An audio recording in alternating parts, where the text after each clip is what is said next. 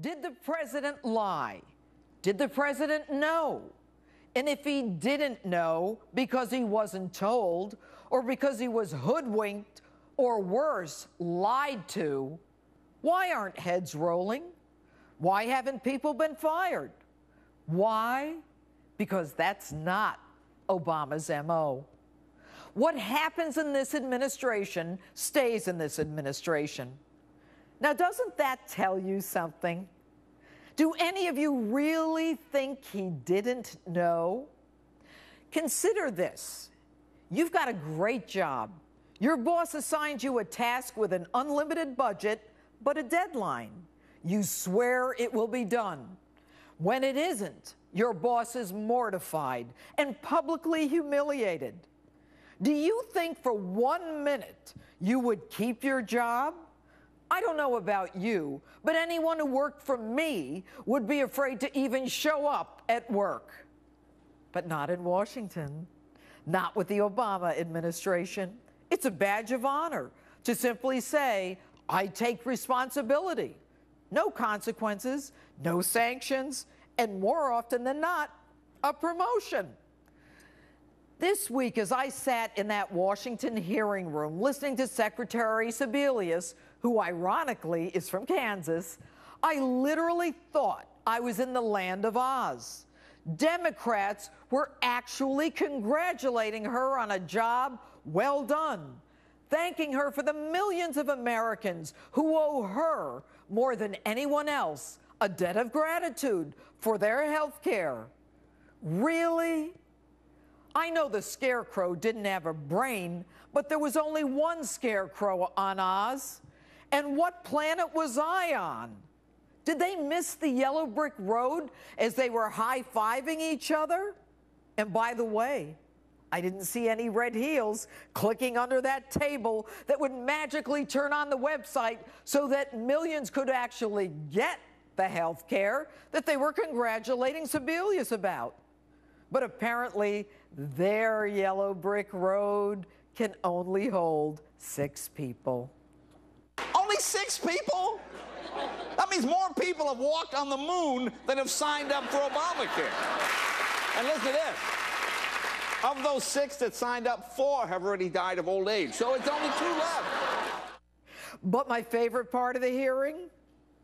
It is the Verizon server that failed, not healthcare.gov, and it affected not only HHS but other customers. Now, I don't know about you, but I have Verizon, and my Verizon works just fine, thank you. And I've had no service interruptions since October 1st. But maybe the Verizon plan in the land of Oz is different than mine here in New York. Seriously? But of course, it's always someone else's fault. So why did they look us in the eye and swear it would be ready on October 1? Why the lies?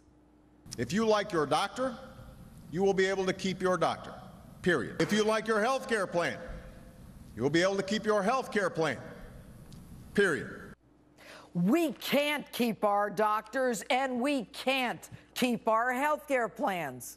Mr. President, with all due respect, you lied to us. You sold us a bill of goods that puts many of us in a danger zone as we're being dropped from health care plans, and one that will only burden our kids for generations to come. And in your zeal to blame on others, you now have a new enemy for us, the insurance companies.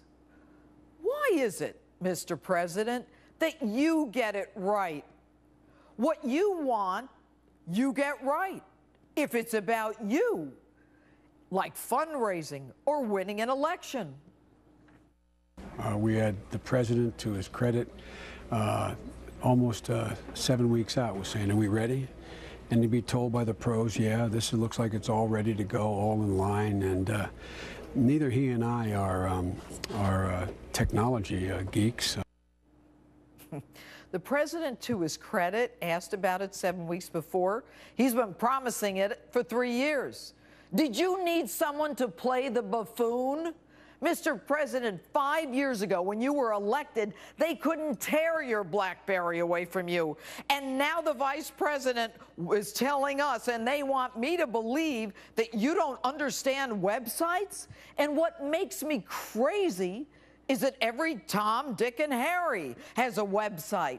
I can go on Amazon right now to buy a mop, my book, Clever Fox, or even a pair of red high heels to click under a table. And not to digress, but the prosecutor in me wants to know why a contract for the most important program, the crown jewel in your administration, is awarded to one of the first lady's dear friends.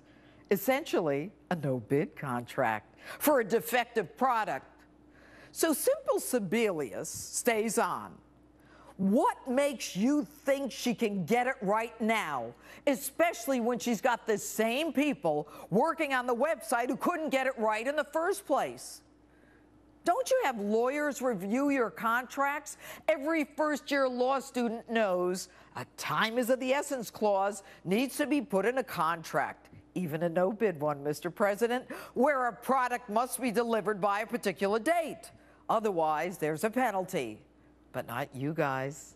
Not only did Sebelius say there was no penalty clause, she's willing to pay more to the same company that couldn't get it right in the first place. More of our money.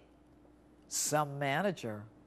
But then again, your lawyer in over his head holder probably missed that contracts class. Mr. President, with all due respect, you have promoted Obamacare for years. If it's so great, why aren't you on it? Why isn't Congress on it? Why aren't federal employees on it? Even Simple Sebelius refused to go on the very health care program that you all think is so great for the rest of us. And her excuse, when pressed, that it would be illegal for her to do so. There's a reason I call her Simple. It's not illegal, even in the land of Oz. And what makes you think that you know better than we what is good health care for us and our families? A true leader leads by example. Instead, you look down your nose and dictate to the rest of us. You reign on high as you give waivers to your union friends, the ones who got you elected, while the rest of us face massive premium increases we simply can't afford for benefits we simply don't need, like maternity benefits and pediatric health care. In the past, poor people who couldn't afford health care had Medicaid. Now, you've made affordable health care so unaffordable that virtually everyone is now signing up for Medicaid. So here we are, a day late and a dollar short, with millions literally without health care, and believe me, it's only going to get worse. So don't try to sell us your bill of goods. The website is not up and running. We can't keep our health care plans, and we can't keep our doctors. Stop telling us what's good for us. The truth? You've lost all credibility. No one believes you anymore. Maybe Hillary was right. What difference does it make? None of this affects you.